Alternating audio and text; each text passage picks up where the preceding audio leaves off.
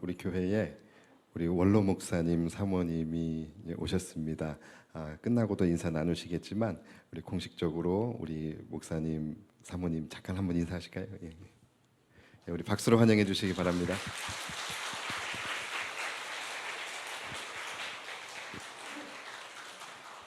예, 뵐 때마다 건강한 모습으로 뵙게 되어서 너무나 감사하고 기쁩니다. 우리 목사님, 사모님 가정을 위해서 계속 또 건강하시고 또 사역 가운데 하나님의 능력이 나타날 수 있도록 계속해서 여러분 기도해 주시기 바랍니다. 예, 자, 우리는 이제 지난 시간까지 이 씨 뿌리는 비유에서 세 가지의 밭에 대해서 우리가 함께 알아보았습니다. 오늘은 이제 마지막으로 네 번째 좋은 땅에 떨어진 씨에 대해서 함께 말씀을 나눌 텐데요. 그 전에 이 앞에 세 가지 밭이 굉장히 우리에게는 중요한 교훈을 주고 있어요. 그래서 간단하게 좀 정리를 하고 넘어가면 좋을 것 같아요. 자, 이 비유에서 농부가 씨를 뿌려요. 농부가 씨를 뿌리는데 이 씨가 의미하는 것이 뭐였죠? 하나님의 말씀이었죠. 자, 그렇죠. 그러면 밭은 뭡니까? 밭은 말씀을 듣는 우리들, 말씀을 듣는 자의 마음밭이라고 할 수 있습니다. 말씀을 듣는 우리의 마음밭이 네 가지로 나뉘어지게 된다라는 거예요. 먼저 첫 번째는 길가와 같은 밭이었죠. 길가는 뭡니까? 말씀의 씨가 뿌려졌지만 딱딱한 길가에 떨어져서 그 말씀의 씨가 심기워지지 않는 거예요. 그래서 길가에 나뒹굴다가 새들이 와서 쪼아먹게 된다라는 것이죠. 자, 이런 것, 이 길가와 같은 밭은 어떤 사람을 말하는 것이죠? 그 사람의 마음 속에 다른 너무나 많은 것들이 가득 차서 그것이 채워지고 다져져서 딱딱하게 굳어진 상태를 의미하는 것입니다. 그래서 세상적 지식과 또 경험이나 또는 자신의 신념 또는 세상적 가치관 또는 인본주의적 세계관, 이러한 자신의 고집과 아집, 이러한 것들이 내 안에서 너무나도 단단하게 채워지고 다져져 있는 거예요. 그래서 하나님의 말씀이 떨어졌을 때에 그 말씀을 내가 수용할 수 있는 여유가 없어요. 그 말씀이 심기워질 틈이 없는 상태를 말하는 것이죠. 그래서 말씀은 듣지만 공감되지 않고 동의되지 않고, 그래서 이 말씀의 진리가 다가왔을 때 그것을 내가 받아들일 의지 자체가 없는 상태를 이야기하는 것입니다. 그래서 말씀을 들어도 말씀이 가슴에 심기워지는 것이 아니라 그저 귓가에서 맴돌다가 나뒹굴다가 사단에게 그 말씀을 빼앗겨 버리게 되는 그런 경우입니다. 이것은 소망이 없는 경우입니다. 예, 믿음은 들음에서 나죠. 그러니까 말씀을 들음에서 믿음이 나는 거예요. 그리고 믿음이 있어야 우리가 구원에 이룰 수 있는 것이죠. 그런데 아예 처음에 첫 단계부터 이 말씀의 씨가 들려지지 않고 심기워지지 않으니까 믿음의 싹 자체가 날 수가 없는 것이죠. 굉장히 안타까운 경우입니다. 자, 그리고 두 번째 밭이 뭐였죠? 바로 돌밭입니다. 말씀이 떨어져서 심기워지기는 합니다. 그래서 말씀의 싹도 납니다. 그런데 돌밭이라서 밑에 돌이 가로막고 있어서 그 뿌리를 내리지를 못하는 거예요. 그래서 뿌리가 얕다 보니까 햇빛이 쬐어졌을 때 그 햇빛에 타서 말라버리게 되는 경우입니다. 자, 이것은 어떤 성도의 경우입니까? 말씀을 들었을 때 은혜를 받습니다. 또 내가 어떻게 살아야 되겠다라고 하는 결심도 나름 섭니다. 그러나 정작 세상에 나갔을 때에 그 말씀을 따라 살아가고 그 말씀을 실천하면서 살아내지를 못하는 경우예요. 왜요? 믿음의 뿌리가 깊지 않기 때문에. 그래서 그 믿음이 육신의 소욕을 이겨내지 못하는 거예요. 우리 육신의 소욕이 어떤 겁니까? 게으름을 이기지 못합니다. 세상적 즐거움과 또는 육신적 쾌락, 이러한 것들을 이겨내지 못하는 거예요. 자, 그리고 세 번째 밭이 가시밭이죠. 가시밭에 떨어진 씨앗은 땅에 심기워지고 뿌리도 어느 정도 내리고 어느 정도까지 줄기도 잘 자라납니다. 자, 그런데 어디에 걸려요? 여기저기 얽혀있는 가시덤불의 기운에 막혀서 결국 열매를 맺는 데까지 자라나지 못하는 경우예요. 말씀을 들었을 때에 은혜도 받습니다. 나름의 결단도 합니다. 그리고 또 삶 속에서 그 말씀을 제법 잘 실천하면서 살아가기도 해요. 그렇게 믿음이 잘 자라나요. 잘 자라나다가 어디에서 걸립니까? 예수님의 말씀에 의하면 세상의 염려와 재물의 유혹에서 넘어지게 되는 거예요. 다시 말해서 육신의 정욕, 안목의 정욕, 이 생의 자랑. 바로 여기서 우리의 믿음이 무너져 버리게 되는 것입니다. 이 재물이라는 것, 명예라는 것, 권력이라는 것 굉장히 강력하죠. 이러한 그 강력한 유혹이 우리의 삶에 다가오게 되었을 때에 그 유혹이 너무나도 강력하다 보니까 그 기운에 막혀서 믿음이 넘어져 버리게 되는 것이죠. 우리는 이 세 가지의 밭이 되지 말아야 합니다. 그리고 지금 여러분들이 아마 이 세 가지 밭의 이야기를 다시 한번 정리를 하면서 들었는데, 이 이야기를 들으면서 아마 각자의 자기 마음속에 아마 줄을 세우셨을 거예요. 이 세 가지 밭에 그 줄을 세우셨을 거예요. 그래서 점수를 매기시는 분도 계셨을 거예요. 그래서 길가는 빵점짜리 신앙, 그리고 돌밭은 한 50점짜리 신앙, 그리고 가시밭은 그래도 말씀이 이 믿음이 어느 정도 잘 자라나기는 했으니까 한 80점 정도 되겠다. 이렇게 여러분들 안에서 아마 줄을 세우고 점수를 매기시는 분들이 계실 거예요. 자, 그런데 여러분, 이런 점수 매김과 줄 세우기는 아무 의미가 없습니다. 아무 의미가 없어요. 그냥 셋 다 똑같이 그냥 열매 맺지 못하는 밭일 뿐인 거예요. 제가 군대에 있을 때에 지금은 그렇지 않은데 제가 그 군대에 있을 당시만 해도 이등병은 그 군복에 주름을 잡지 못했습니다. 주름을 잡지 못하고 이제 일병은 주름을 하나 잡을 수 있어요. 그리고 상병은 주름을 2개 잡을 수 있어요. 그리고 이제 병장은 주름을 3개를 잡을 수 있습니다. 뭐 주름을 그 줄을 잡는다 그래가지고서 뭐 대단한 뭐 그런 게 아니라 다리미질 하는 거예요. 그냥 다리미질 할 때에 이 등 뒤에 이렇게 줄이 이렇게 몇 개 가는데 요것도 계급에 따라서 2줄, 3줄을 이렇게 달 수가 있어요. 그리고 그 전투 모드요, 상병이 돼야지만 사제거를 이제 쓸 수가 있어요. 예. 병장이 되면은 또 분대장이 되면은 이제 이 어깨에 녹색 견장도 달죠. 여러분, 이게 별거 아닌 것 같지만 군대 내에서는 이 자그마한 변화들이 엄청난 변화입니다. 이게 굉장히 큰 거예요. 이 줄 하나 갈 때마다 그 감격이란 이루 말할 수가 없고, 정말 내가 7개월, 8개월 동안 내 생명을 여기다 갈아 놓았다라고 하는 이 군대에서는 나이테와 같은 것입니다. 그래서 이게 하나씩 늘어날 때마다 얼마나 기쁘고 감격스럽고 그 성취감이 이루 말할 수가 없어요. 그러니까 이 주름이 딱 3개 잡힌 그런 이 고참들, 선임병들을 보면요, 한없이 높아 보이고. 그런데 여러분, 이 군복을 입고 사회에 나갔어요. 사회에 나가면 사회인들이 볼 때는 어때요? 그냥 다 군발이에요. 그냥 다 군발이 그 이상 이하도 아닙니다. 그러니까 사회 사람들의 눈에는요, 오직 뭘로만 나눠져요? 군인과 사회인, 이걸로만 그냥 나뉘어지는 거예요. 주름이 하나든 10개든 그들은 관심 없어요. 그들은 알지도 못합니다. 그들의 눈에는 그저 군발일 뿐인 거예요. 그러니까 여러분, 이런 겁니다. 길가든 돌밭이든 뭐 가시밭이든 우리는 누가 더 낫냐 하면서 줄 세우기를 하겠지만, 여러분, 농부의 눈에는 다 그냥 똑같이 열매 맺지 못하는 불충한 밭이라는 것이죠. 제가 지난주에도 말씀드렸듯이 농부가 씨를 뿌릴 때는 그 이유와 목적은 하나입니다. 뭡니까? 열매예요. 열매를 거두기 위해서 씨를 뿌리는 거예요. 그렇기 때문에 농부의 시각에서는 열매를 맺냐 못 맺느냐가 제일 중요한 거예요. 열매 맺는 밭과 열매 맺지 못하는 밭으로만 나뉘어질 뿐이에요. 여러분, 믿음이 그런 것입니다. 믿음은 믿음인 것과 믿음이 아닌 것으로만 나뉘어질 뿐이에요. 뭐 50% 믿음, 80% 믿음, 여러분, 이런 믿음은 존재하지 않아요. 50%만 믿는다? 그것은 믿음이 아니라 믿지 않는 것입니다. 단 1%만이라도 믿지 못한다라고 한다면 우리는 그것을 99%의 믿음이라고 말하지 않고 그냥 믿음 없음이라고 정의되게 되는 것입니다. 왜 그러죠? 열매가 없기 때문에 그런 거예요. 여러분, 여기서 이 열매라는 말이 자주 나오는데, 이 열매가 무엇이냐에 대해서 혹시 여러분들이 오해하실 수 있는데, 여기서 열매라는 것은 우리가 삶 속에서 맺어지게 되는 그러한 열매, 뭐 삶 속에서 얼마나 착하게 살았느냐, 얼마나 선하게 살았느냐, 얼마나 많은 구제를 했느냐, 또는 뭐 얼마나 많은 전도를 했느냐, 여러분, 이런 것이 지금 이 말씀 속에서 열매가 아니에요. 이 비유는 계속 제가 말씀드리지만 무슨 비유예요? 천국의 비유입니다. 하나님 나라 비유예요. 그래서 여기서 열매라는 것은 그 믿음이 자라나서 구원에 이르는 것을 말하는 것이죠. 천국에 들어가는 것을 말하는 거예요.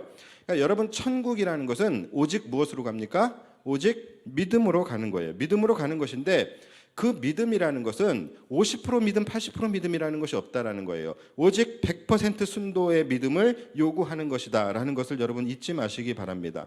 그러니까 믿음은 믿음인데 자꾸 게으름에 넘어져. 믿음은 믿음인데 쾌락에 흔들리고 재물과 탐욕에 넘어져. 그러면 여러분 그것은 믿음이 아닌 것입니다.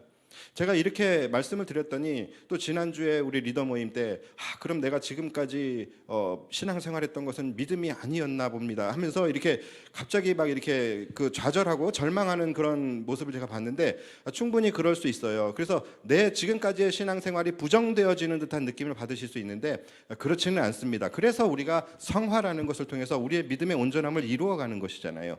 그러니까 여러분 그런 걱정은 하지 않으셔도 됩니다. 자, 그런데 어찌 됐든 간에 그래서 끝까지 하나님을 신뢰하고 믿음의 장성한 분량에까지 이루어가는 것, 이것이 우리의 목적이죠. 그리고 그것을 믿음이라고 하는 거예요. 그래서 여러분 우리에게 선택지는 하나밖에 없어요. 네 가지의 밭이 나온다고 해서 네 가지 중에서 취사 선택해라, 이것이 아닙니다. 우리에게 선택지는 오직 하나입니다. 그게 뭡니까? 좋은 땅이에요. 우리는 네 번째 좋은 땅이 되어야만 하는 거예요. 오직 좋은 땅이 되어질 때만이 우리는 열매를 맺을 수 있게 되는 것입니다. 자, 그렇다라고 한다면 좋은 땅이라고 하는 것은 어떤 사람을, 어떤 성도를 의미하는 것이냐? 저는 이렇게 정의를 했습니다. 하나님의 나라를 받아들이고 하나님의 주권을 온전히 수용하는 사람이다라고 정의를 합니다. 저는 이 믿음의 순도를 결정짓는 가장 중요한 기준이 무엇이냐라고 한다면 바로 하나님의 주권 사상이라고 생각을 해요. 모든 만물이 하나님으로부터 말미암았고 하나님이 창조하셨고 또 모든 만물의 주인이 하나님이 되시며 그 하나님께서 지금도 이 땅에서 만왕의 왕으로 온 세상 만물을 다스리시고 통치하고 계신다라는 것. 여러분 이것이 바로 하나님 주권 사상입니다. 여러분 이 하나님 주권 사상이 있다면 우리의 믿음이 세상의 어떤 것에 결코 흔들리지 않을 수 있는 것이죠. 여러분 이것은 너무나도 당연한 거예요. 우리가 그렇게 흔들리고 넘어지는 것이 무엇 때문이에요? 결국은 육신의 정욕, 안목의 정욕, 이생의 자랑, 여기에 우리는 계속해서 넘어지는 거예요. 그러나 여러분 이 세상의 재물도 명예도 또는 권력도 모든 것이 다 하나님의 것이고 하나님이 허락하셔야 우리가 누릴 수 있는 것이고 하나님이 다스리시고 주관하신다라는 것, 더 나아가 내 생명까지도 하나님이 주관하신다라는 것, 더 나아가 이 땅의 모든 생물들, 하다못해 하늘에 나는 참새까지도 하나님의 허락이 없이는 함부로 떨어질 수 없다라는 것. 이 모든 것이 다 하나님의 주권 아닙니까? 이 하나님의 주권을 믿는다라고 한다면 우리가 다른 것에 흔들릴 이유가 없는 거예요. 오직 우리는 하나님만 바라보고 하나님께 내 모든 인생의 주권을 의탁하고 살아갈 수가 있게 되는 것이죠. 그때에 흔들리지 않는 믿음이 될 수 있는 거예요. 그래서 제가 지난주에도 말씀드렸지만 여러분 우리가 믿음이라는 것은 내가 하나님께 온전히 내 인생을 온전히 맡길 수 있느냐, 이 문제라는 거예요. 그래서 결론은 하나님의 왕되심입니다. 마태복음의 주제가 뭐예요? 예수 그리스도는 왕이시다예요. 그러니까 하나님의 왕되심과 또 그분의 절대 주권, 이것을 인정하는 마음밭, 이것이 바로 좋은 밭이라고 할 수 있는 것입니다. 자, 그런데 문제가 있어요. 문제는 하나님의 절대 주권을 인정하는 것이 곧 믿음인데 이 믿음이라는 것이 내가 스스로 노력해서 가질 수 있는 것이 결코 아니라는 것이 진짜 문제인 것이죠. 자, 그러다 보니 이 말씀이 어떤 결론을 향해 나아가게 됩니까? 좋은 땅이라는 것은 우리가 노력해서 얻을 수 있는 것이 아니다라는 거예요. 굉장히 충격적이죠. 자, 그래서 여러분 이 비유의 말씀은 해석과 교훈이 다 달라져야 되는 것입니다. 보통 이 비유의 교훈이, 이 말씀의 교훈이 뭐였습니까? 그래서 내 마음을 고쳐 먹어야지. 내 마음밭을 좋은 밭으로 바꿔야지. 내 마음밭을 잘 기경해서 옥토로 만들어야지. 믿음이 자라나지 못하는 이유는 나 때문이었어. 나의 마음밭이 문제였던 거야. 그러므로 우리의 마음밭을 잘 기경해서 좋은 땅으로 만들어야지. 그래야지 삶에서 30배, 60배, 100배의 열매를 거둘 수 있게 되는 거야. 자, 여러분 이것이 이 말씀의 교훈이고 적용점이었습니다. 자, 그런데 여러분 상식적으로 생각해 보십시오. 우리가 밭이라면서요. 우리가 밭이라면서요. 여러분, 밭이 밭을 스스로 기경할 수가 있습니까? 그게 됩니까? 돌밭이 스스로 막 자기를 막 둘러 엎어가지고서 옥토로 만들 수 있어요? 여러분, 이것은 불가능한 것이죠. 밭을 기경하는 사람은 누굽니까? 바로 농부예요. 그러니까 농부 대신 하나님께서 우리의 마음밭을 갈아엎어서 기경해 주시지 않으면 우리는 결코 스스로 좋은 밭이 될 수 없다라는 거예요. 하나님이 반드시 우리의 마음밭을 성령님을 통하여서 우리의 마음을 깨트리시고 녹이시고 뒤집어 주시고 갈아엎어 주셔서 좋은 밭으로 만들어 주셔야지만 우리가 믿음이 온전해질 수 있다라는 것이죠. 좋은 밭이 될 수 있다라는 거예요. 여러분, 그 증거가 뭡니까? 그 증거가 바로 우리예요. 우리가 여러분 이 말씀을 한두 번 들은 게 아니잖아요. 우리 이 말씀 굉장히 잘 알고 있어요. 그리고 이 비유가 그렇게 어려운 비유도 아니에요. 이 말씀 자체를 이해하지 못하는 사람은 아마 아무도 없을 것이고 이해하는데도 전혀 어렵지 않습니다. 자, 그렇다라고 한다면 이 말씀을 아는 성도들, 이 말씀을 이해하고 묵상한 성도들은요, 다 옥토와 같은 마음밭을 가져야죠. 좋은 땅이 되어라. 이것이 이 말씀의 교훈이라면 많은 성도들이 좋은 땅이 되어야지요. 또한 이 말씀으로 설교를 할 때마다 이 말씀을 듣고 은혜 받으신 분들은 정말로 좋은 땅으로 바뀌어지는, 변화되어지는 성도들이 나타나야지요. 그러나 현실은 그렇습니까? 현실은 너무나도 다르죠. 아무리 이 말씀의 내용을 잘 알고 있다 할지라도 실제로 좋은 땅과 좋은 마음밭을 소유하는 성도는 여전히 그렇게 많지 않다라는 것이죠. 왜 그런 걸까요? 이것은 결코 스스로의 어떠한 결단이나 어떤 노력을 통해서 할 수 있는 일이 아니기 때문에 그래요. 밭을 스스로 기경할 수 없기 때문입니다. 말씀을 들었을 때에 우리가 지식적으로는 얼마든지 이것을 이해하고 깨달을 수 있습니다. 그러나 이해하고 깨닫는 것이 다가 아닙니다. 그 말씀이 실제적으로 내 것이 되고 내 삶이 되고 내 삶에서 열매가 되어지는 것, 여러분, 이것은 또 다른 문제예요. 이것은 지식으로 될 수 있는 것이 아니에요. 지식과 더불어 반드시 무엇이 있어야 됩니까? 믿음이라는 것이 있어야 된다는 거예요. 그래서 항상 지성과 영성은 함께 가야 되는 것입니다. 지식만 가지고서 이해만 된다고 되는 것이 아니에요. 아는 것과 믿는 것, 이것이 하나가 되어야지만 우리의 믿음의 장성한 분량까지 나아갈 수 있게 되는 거예요. 그래서 에베소서 4장 13절에서 뭐라고 말씀하십니까? 우리가 다 하나님의 아들을 믿는 것과 아는 일에 하나가 되어 온전한 사람을 이루어 그리스도의 장성한 분량이 충만한 데까지 이르리니. 그러니까 이거라는 거예요. 여러분, 우리가 지식적으로 아는 것까지는 우리의 노력으로 할 수 있습니다. 그러나 믿는 것, 이 믿음이라는 것은요, 우리의 힘으로 할 수 없는 영역이라는 거예요. 믿음은 오직 하나님이 주셔야지만 가질 수 있는 것입니다. 밭은 농부가 기경해 주어야지 좋은 밭이 될 수 있는 것처럼 우리의 마음밭도 오직 지식적으로만 안다고 해서 다 되는 것이 아니라 그 위에 하나님께서 믿음을 더하여 주셔서 우리의 심령을 깨뜨려 주시고 녹여 주시고 갈아엎어 주셔야지만 우리의 마음밭이 좋은 땅, 옥토가 될 수 있다는 것입니다. 따라서 여러분, 이제는 이 말씀의 적용과 교훈이 달라져야 돼요. 우리는 이 말씀을 묵상하면서 그래, 내 마음밭을 고쳐 먹어야지. 그래, 내 마음밭을 기경해서 좋은 땅으로 만들어야지. 하지만 여러분, 그것은 스스로 되지 않습니다. 여러분, 솔직히 노력 안 해보신 분 별로 없으시잖아요. 다 노력은 해보셨지만 그것이 잘 고쳐지던가요? 고쳐진다 해도 결국 나의 의지로 했던 것은요, 일시적일 수밖에 없어요. 나의 의지가 소진되면 우리는 다시 돌밭으로, 가시밭으로 회귀할 수밖에 없게 되어 있다는 것이죠. 여러분, 오직 믿음만이 나의 마음밭을 좋은 밭으로 기경할 수 있는 것입니다. 사실 돌밭이나 가시밭이나 다 문제는 뭐예요? 문제는 하나입니다. 다 믿음의 문제였어요. 믿음의 뿌리가 얕기 때문에 햇빛에 타 죽는 것이고, 믿음이 굳건하지 못했기 때문에 세상의 염려와 재물의 유혹에 넘어지게 되는 거였잖아요. 그러니까 여러분, 이 문제는 오직 믿음으로만 해결할 수 있는 문제예요. 이 문제의 핵심 키는 바로 믿음이라는 거예요. 그런데 믿음이라는 것은 우리의 노력으로 얻을 수 있는 것이 아니라는 거예요. 하나님이 주셔야지만 가질 수 있는 거예요. 그래서 여러분, 결국 결론적으로 이 문제를 해결하기 위해서 우리의 마음밭이 좋은 밭으로 기경되어지기 위해서는 다른 방법 없어요. 내가 내 스스로 의지적으로 결단으로 내 마음밭을 어떻게 바꾸려고 그렇게 할 것이 아니라 그 시간에 우리는 하나님 앞에 엎드려야 합니다. 하나님 앞에 엎드려서 나에게 믿음을 부어달라고 간절히 기도하는 것, 그거 외에는 방법이 없다라는 것입니다. 우리의 노력이 아닌 오직 하나님의 주권, 그 하나님의 주권적 역사만이 우리를 좋은 땅으로 바꿀 수 있다라는 것이죠.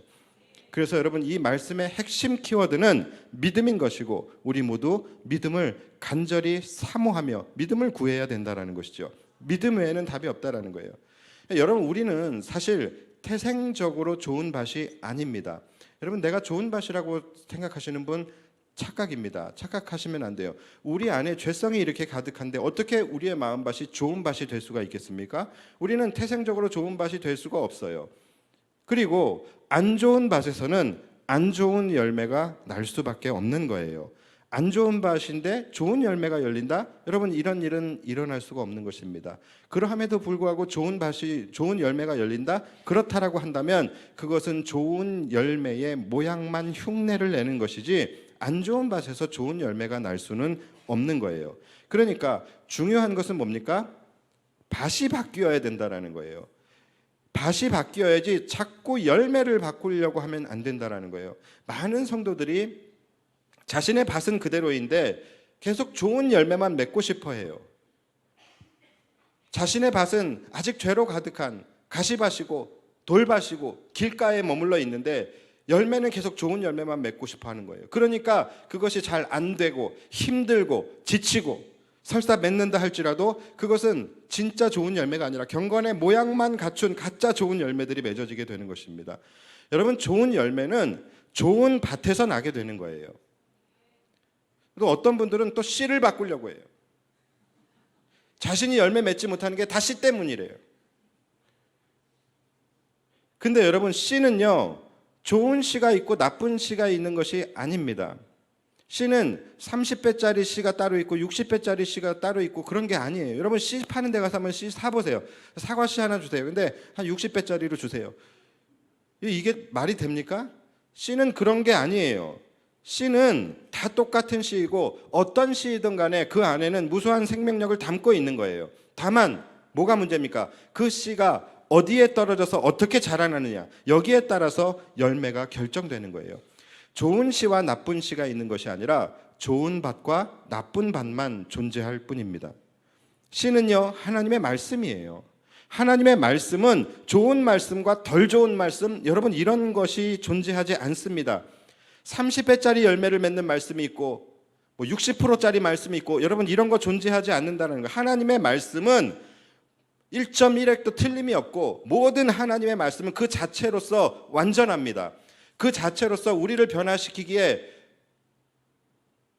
완전하고 또 그 말씀 자체가 변함없는 진리를 담고 있다는 거예요. 그리고 그 안에는 무한한 생명력을 담고 있어요. 중요한 것은 어떤 밭에 떨어지느냐예요. 그러니까 여러분, 씨 탓하지 마십시오. 씨 탓한다고서 교회 투어하지 마시고, 씨가 마음에 들지 않는다고 유튜브에 앉아서 말씀 쇼핑하고, 여러분, 그런 거 하지 마십시오. 저는 우리 교회에 새로 오시는 분들 중에서 타 교회에서 오시는 분들이 있어요. 그런 분들과 함께 대화를 나누게 될 때 저는 종종 그런 것을 물어봅니다. 우리 교회에 어떻게 오게 되셨습니까? 전에 교회에서는 왜 교회를 옮기게 되셨습니까? 제가 이런 부분들을 물어볼 때가 있어요. 그러면 간혹 가다가 이렇게 말씀하시는 분이 계세요. 전에 교회에서 더 이상 채움이 없어서 왔습니다. 전에 교회 목사님의 그 말씀이 너무 고리타분하고 예화가 너무 뻔하고 어쩌고 저쩌고 하면서 그 설교가 저와 잘 맞지 않는 것 같아서 옮기게 되었습니다. 이렇게 이야기를 하시는 분이 계세요. 그러면 저는 그런 이야기를 들을 때에 그분에게 꼭 이렇게 이야기합니다. 당신의 마음밭이 문제인 것을 모르십니까?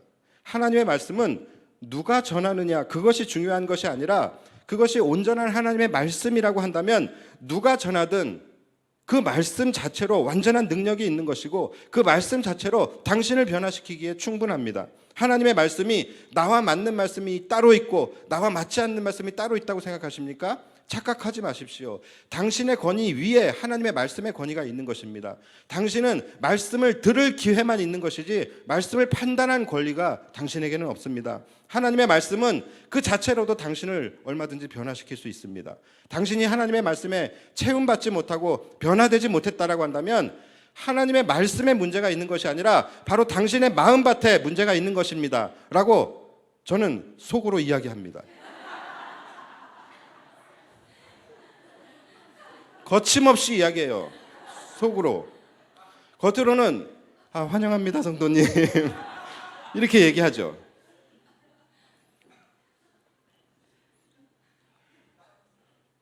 죄송합니다. 결국은 여러분 믿음이라니까요. 본질적으로 우리는 죄성이 가득 차서 우리의 마음밭은 길가와 같고 돌밭과 같고 가시밭과 같은 우리의 마음밭이에요. 이것을 기경할 수 있는 유일한 방법은 오직 하나님께서 부어주시는 믿음으로만 가능한 것임을 우리가 알아야 됩니다. 여러분 죄로 죄를 씻어낼 수가 없는 거예요. 밭은 스스로 밭을 기경할 수 없는 거예요. 오직 믿음만이 돌작밭과 같은 우리의 심령, 또 가시밭과 같은 우리의 심령을 기경할 수 있는 거예요. 그래서 여러분 다른 노력하지 마십시오. 내가 내 마음밭을 어떻게 바꿔보려고 노력하지 마세요. 그건 우리의 영역이 아닙니다. 여러분 우리의 영역은 뭡니까? 하나님 앞에 엎드려 기도하는 거예요. 기도의 자리에 나오셔야 돼요. 간절히 믿음을 사모하며 하나님께 믿음 달라고 기도하시고, 예배를 드릴 때 온전한 예배를 드리시고, 말씀을 들을 때 집중해서 하나님의 말씀을 들으시기 바랍니다. 우리가 할 수 있는 것은 그것밖에 없어요. 우리가 할 수 없는 영역을 하려고 하지 마시고 우리가 할 수 있는 것을 해야 된다는 거예요. 우리는 우리의 일을 할 때 하나님은 하나님의 일을 해주시는 거예요. 어떻게 해요? 우리에게 믿음을 더하여 주시고 영원한 하나님의 나라 천국에 이룰 수 있도록 우리의 믿음을 장성한 분량에 이르기까지 우리를 인도해 가신다는 것이죠. 사랑하는 여러분, 팩트를 우리가 한번 이야기해 볼까요? 뭡니까?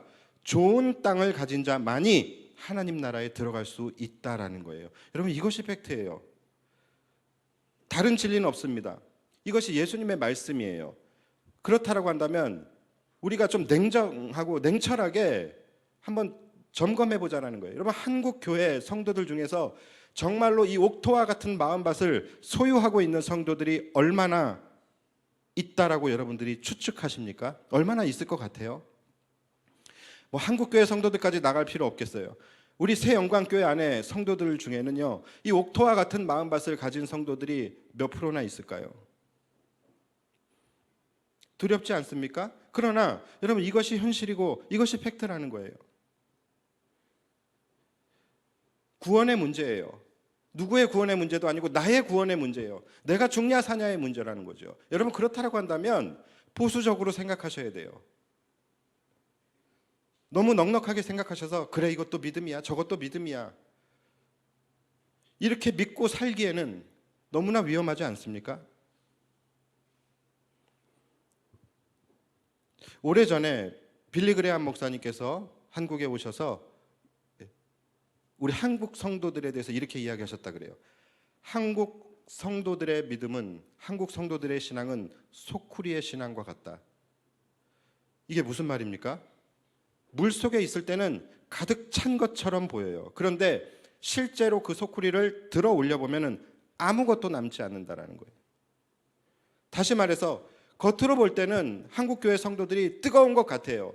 막 성령으로 충만한 것 같아요. 그런데 실제적으로 삶의 현장으로 그 믿음을 들어 올려보면 아무것도 없다라는 거예요. 전혀 믿음이 나타나지 않고 실제적으로 삶의 현장 속에서 막 믿음을 나타내야 할 곳에서 전혀 믿음이 나타나지 않고 있다는 것이죠. 다시 말해서 실제적인 믿음을 소유하는 신앙이 아니라는 거예요.